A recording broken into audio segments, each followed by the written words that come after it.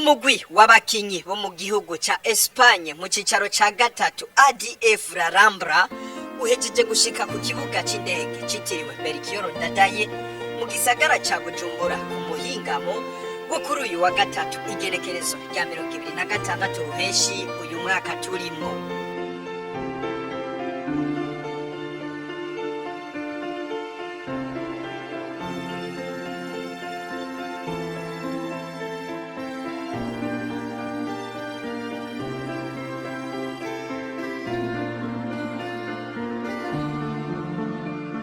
Fabrice Niragira umuvugizi wa Fondation Pax Burundi aratubwira igihagurukije uwo mugwi wo mu cicaro ca gatatu mu gihugu ca Espagne. Nkuko mubibona n'abashitsi batari bamenyerewe mu gihugu cacu, nuko bamenyeshwa abashitsi baje bava mu gihugu ca Espagne ari equipe ya Academy ADF La Rambla. Ego rero abakinyi bashitse, ico gikombe kizotegurwa itariki 29 z'ukwezi kwa gatandatu mu ntara ya Makamba nkuko vyama, aho kuri incuro ya kane twagize akabijya muri Fondation Pax Burundi kugira gishobore dutumire ubundi muguvuye hanze uvuye kure, ko murazi yuko kuri disigira kabiri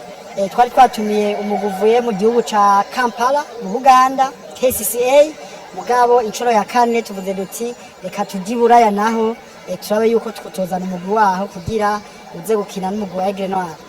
Ibi birafasha igihugu kuko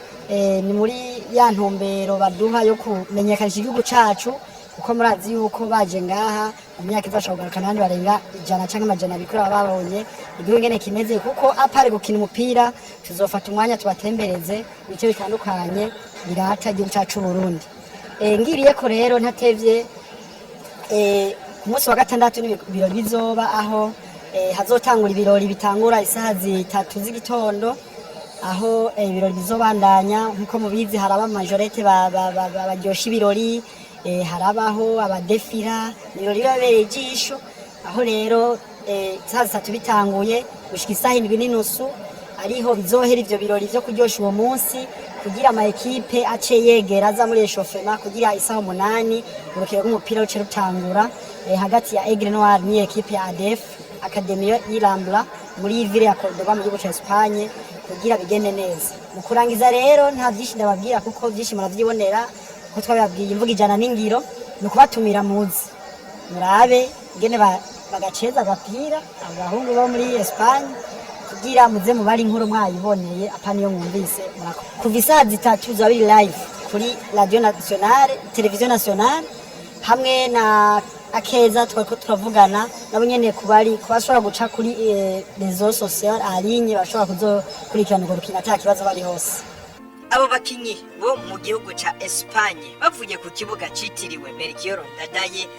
bakaba baciye berekeza ku nyubakwa Eden Garden Resort hafi y'ikiyaga Tanganyika, aho baciye bafatira akaruhuko.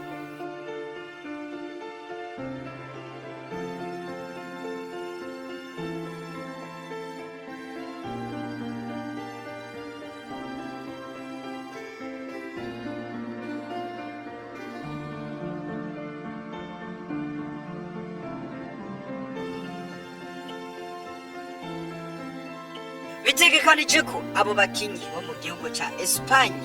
bazokora imyimenyerezo igisenyi ku kibuga Nkurunziza Peace Park Complex Stadium ku munsi wa gatanu igihe cy'isaha 9,